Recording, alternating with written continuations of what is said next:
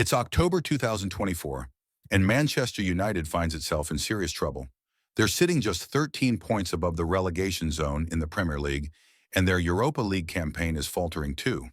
Fans are growing restless, and many are questioning the leadership of manager Erik Ten Hag.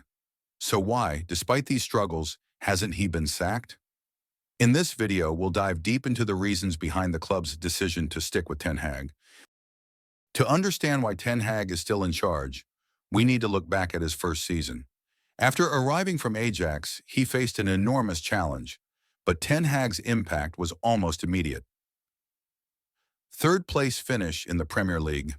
United finished third, securing Champions League football after a year out of Europe's elite competition. Carabao Cup. Triumph. They won the Carabao Cup, ending a 6-year trophy drought, giving fans hope that the club was back on track. FA Cup final. They also reached the FA Cup final, narrowly losing to Manchester City, but the journey itself was a sign of progress.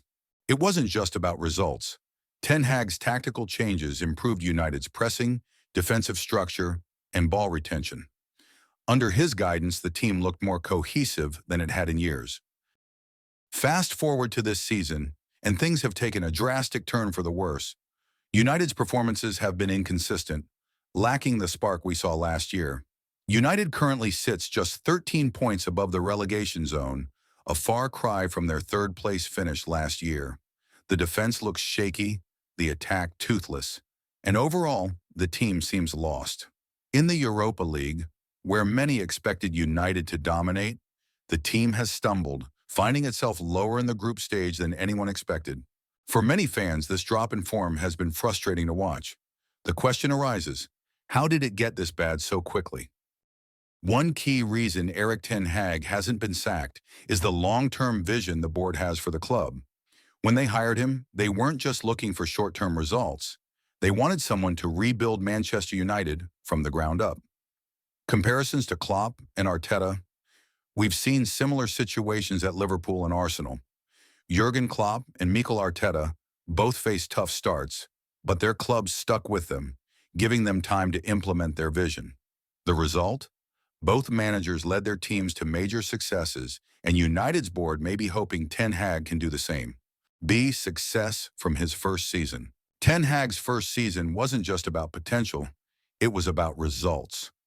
Winning the Carabao Cup and the FA Cup, 2 trophies, proved that he could deliver on his promises. It's these successes that give him credibility in the eyes of the board. See key injuries and squad issues. This season, Ten Hag has had to deal with a string of injuries to key players, particularly in defense. Lisandro Martinez, Rafael Varane, and Luke Shaw have all been sidelined for significant periods. Without his first-choice defenders, United's backline has been exposed, contributing to their poor form. Even Casemiro, who was a rock last season, has struggled with form and fitness. Add to that new signings still finding their feet, and it becomes clear that Ten Hag has been managing a squad far from full strength. Off the field, Ten Hag has faced his fair share of challenges too.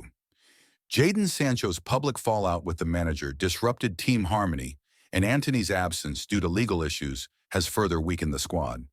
Despite these challenges, Ten Hag has maintained discipline and control over the dressing room, a key reason why the board may still back him. They see him as a manager capable of handling difficult personalities and situations. Lack of a clear replacement. One often overlooked factor is that there simply may not be a better option available right now. The board may hesitate to sack Ten Hag because there's no clear replacement lined up. Risk of interim managers. Appointing an interim manager could lead to further instability, something United have already dealt with in the past with managers like Ralf Rangnick. The board might be avoiding another temporary solution. So what's next for Erik Ten Hag?